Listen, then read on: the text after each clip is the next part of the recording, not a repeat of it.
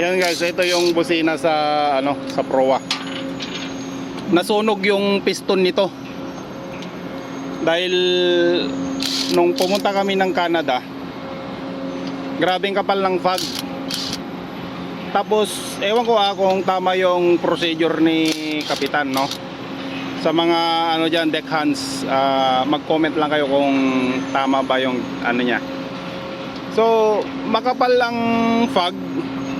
Then wala namang kalaban, open sea, no? Hindi naman traffic o ayon sa radar na nakikita nila, wala naman daw mga kalaban na kasalubong. So ang ginawa ni Kapitan, sige busina ng busina. Ilang minuto yung continuous ringing na? 1 minute, every 1 minute. Every 1 minute. Ilan yung ring? Ilang minuto? Kuhaan siya. About 3 minutes? About Gano? 20 seconds siguro. 20 seconds? 15 seconds. Oo. So, 15 every seconds. minute guys, sige busina. Naka-auto kasi ito. Naka-auto na whistle nilagay nila, no? Oo. Tapos every 1 minute, sige busina ng about 15 to 20 seconds. Sige ganun. So, ang nangyari ngayon, uminit itong yung piston niya. Tapos dumikit siya ngayon sa liner, yung piston, hanggang sa nabali yung yung connecting rod Sa loob ng sa loob. sobra 3 araw na tuloy-tuloy ang Oh, ganun. 3 araw na ganun guys.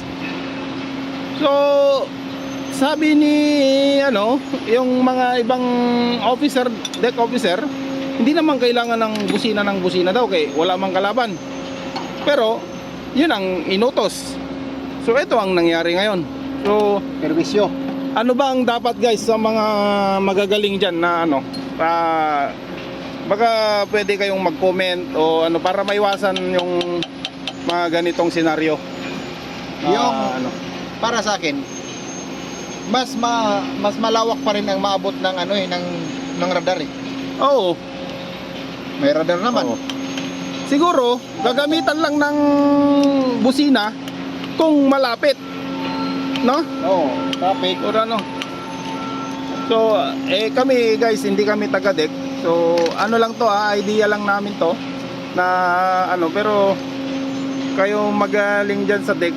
So kayo nakakaalam kung ano bang dapat, no? So ayusin na lang namin to para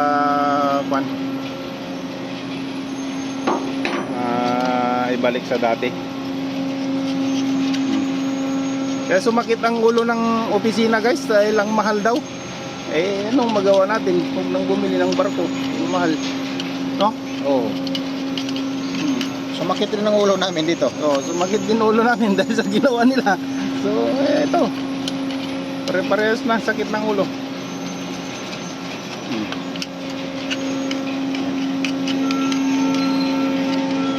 So ito yung spare, kararating lang.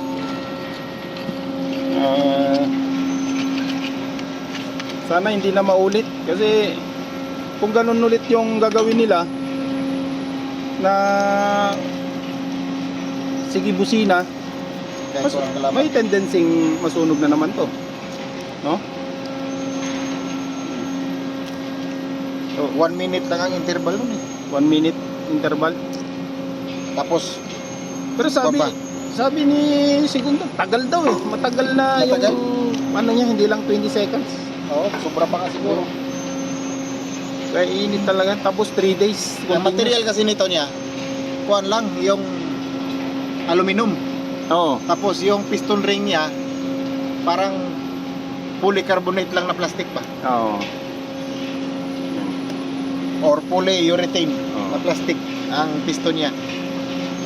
So ayan guys, ipapakita namin sa inyo mamaya ng kuwan nito pagkatapos.